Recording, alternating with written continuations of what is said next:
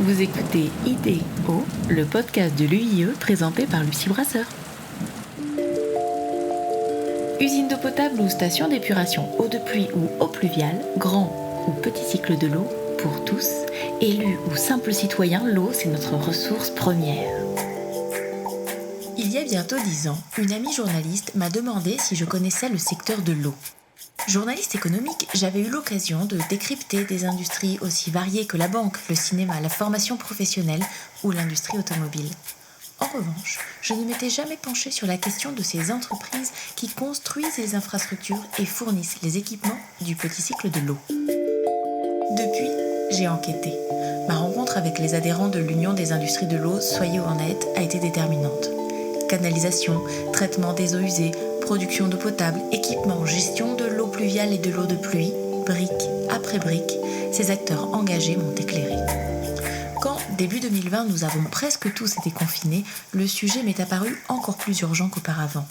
Rester chez soi et appliquer les gestes barrières, oui, mais et si les robinets venaient à se tarir, si ces acteurs n'étaient plus en mesure de réaliser leur mission ? J'ai alors commencé à travailler avec l'UIE sur une série de 12 podcasts dont l'objectif était de décrypter les grands enjeux de l'eau. Patrimoine, investissement, compétences, infrastructures, travaux, équipements, industrie, économie circulaire, adaptation au changement climatique, qualité de la ressource. Les défis font légion et nous les égrenerons au rythme d'un épisode par semaine. Élus en charge de l'eau et de l'assainissement dans une collectivité territoriale ou citoyens curieux de comprendre comment fonctionne le monde qui nous entoure, chaque vendredi, j'appellerai 2 invités pour que vous deveniez incollables sur tous les sujets touchant à la question de l'eau. Vous me suivez ? Pour ce premier épisode, j'ai appelé Jean-Luc Ventura, président de l'UIE, et Anne-Lise Avril, directrice de la recherche, de l'innovation et de la transformation digitale chez Suez. Ils nous dressent un portrait de la situation et nous donnent leur vision du futur de l'eau. Réalisé en période de confinement, cet échange a bénéficié des technologies de la visioconférence. Jean-Luc Ventura, bonjour. Bonjour. Anne-Lise Avril, bonjour. Bonjour. L'organisation du modèle de l'eau en France a été bâtie à partir de 3 grandes lois. C'est bien cela, Jean-Luc ? La première, c'est la loi de 1964 qui a confié aux collectivités locales la compétence. La deuxième, c'est la fameuse loi sur l'eau de 1992. Et puis, dernièrement, la loi sur le milieu aquatique de 2006. Ok, mais depuis la dernière de ces 3 lois, les crises sont passées par là, sanitaires, économiques, environnementales. Les nouveaux élus dans les collectivités héritent de ce modèle. Peut-on croire qu'il soit toujours valable ?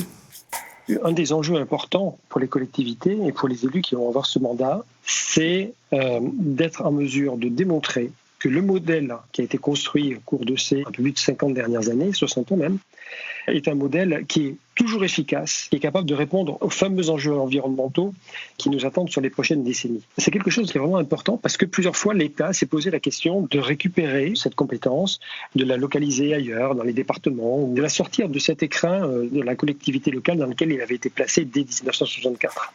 Quels sont les défis à relever actuellement ? Il y en a qui vont concerner l'eau potable, d'autres qui vont concerner l'assainissement et plus particulièrement l'éboulement, le pluvial et la gestion patrimoniale. Le patrimoine des infrastructures de l'eau, c'est quelque chose qui est absolument extraordinaire. Pour vous donner quelques ordres de grandeur, en France, il y a 1 million de kilomètres de canalisation d'eau potable. Il y a des milliers d'usines, des milliers de stockages, de châteaux d'eau. On estime aujourd'hui la valeur de ce patrimoine que nous ont légué les générations précédentes à 300 milliards d'euros. Si on prend une hypothèse de dépréciation de 40 ans, si on la ramène à un foyer, ça voudrait dire qu'il faudrait avoir constitué des réserves représentant à peu près 20 000 euros pour chaque foyer pour renouveler le patrimoine. Et donc c'est peut-être une question que l'élu devrait se poser en arrivant, c'est quelle est ma situation patrimoniale ? Quelle est la valeur de mon actif ? Et qu'est-ce que j'ai prévu, qu'est-ce que j'ai aujourd'hui en réserve pour renouveler ce patrimoine ? La question de la qualité de la ressource, c'est quand même le cœur du sujet, non ? L'accès de l'eau potable à tous a quand même résolu d'énormes problèmes de santé dans l'histoire. L'enjeu, c'est d'assurer la résilience de l'approvisionnement conforme et continu en eau potable. On a connu des sécheresses ces dernières années où on a vu réapparaître en France des approvisionnements discontinus avec des camions qui sont venus livrer de l'eau dans certaines communes. On sait aussi que de nombreux captages ont été abandonnés, notamment parce que l'eau n'était plus propre à la consommation. Peut-on dire que par endroits, l'accès à l'eau potable est remis en question parce que nos nappes sont polluées ? On a en France un héritage d'une politique avec une agriculture qui s'est énormément développée, avec des industries qui ont fonctionné, avec des consommateurs qui ont vécu en utilisant des produits qui contenaient des éléments chimiques que l'on qualifie de micropolluants, qui ont contaminé certaines de nos nappes, certains de nos captages. Et plutôt que de prendre une solution de facilité à court terme, c'est-à-dire d'abandonner un captage et d'aller en chercher un autre, est-ce que la question que ne devrait pas se poser un élu, c'est de dire décontaminons ce captage, traitons-le. Aujourd'hui, les techniques existent et ne laissons pas aux générations futures cet héritage d'eau impropre à la consommation. À condition d'avoir l'antidote au poison. Alors d'abord, il faut savoir que des micropolluants, il y en a des milliers de types différents. En fait, au niveau de la réglementation européenne, on en a identifié, on en a recensé plus de 110 000. Alors on pense par exemple aux éléments traces métalliques, le plomb, le mercure, l'arsenic, les pesticides, les hydrocarbures, les résidus médicamenteux, dont les perturbateurs endocriniens qui sont très médiatisés en général.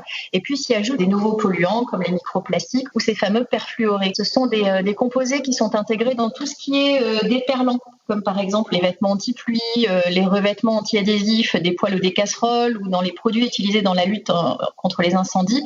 Et ils ont la particularité d'être très très résistants à l'eau. Alors aujourd'hui, des technologies de traitement, on en a qui sont efficaces vis-à-vis de ces composés. Il y a de l'oxydation avec de l'ozone par exemple, de l'absorption sur du charbon actif ou des barrières physiques comme les procédés membranaires, des traitements par osmose inverse par exemple qui sont très efficaces vis-à-vis des micropolluants. Aujourd'hui, en termes d'innovation, on travaille pour que ces technologies soient d'une part très performantes, mais aussi qu'elles puissent être par exemple plus sobres en énergie. On travaille également sur la limitation, la réduction des sous-produits qui les engendrent, valoriser également pour certains les sous-produits, de façon à ce qui était considéré auparavant comme un déchet ultime puisse être considéré comme une nouvelle ressource, être utilisé dans une logique d'économie circulaire. On a la chance d'avoir une industrie française qui est très en avance sur les technologies de traitement d'eau. Des entreprises très en avance, mais qui ont vécu 2020 comme un traumatisme. En confinant puis en imposant des mesures barrières en vue de limiter la propagation du Covid-19, c'est tout un pan de l'économie qui a été mise à l'arrêt. Cette prise de mandat, cette prise de fonction de ces nouveaux élus, elle arrive au moment où on a, d'une part, une commande publique qui a été paralysée. On a eu 70% d'appels d'offres en moins au cours de ce deuxième trimestre.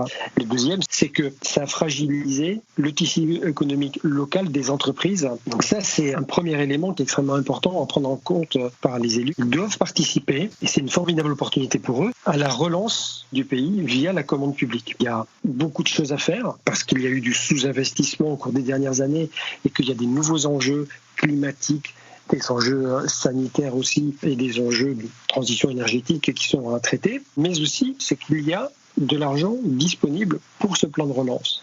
Et puis les agences de l'eau démarrent leur 11e programme avec des plans de financement qui débutent, donc qui sont pleins, pour accompagner les collectivités locales dans leurs projets d'investissement.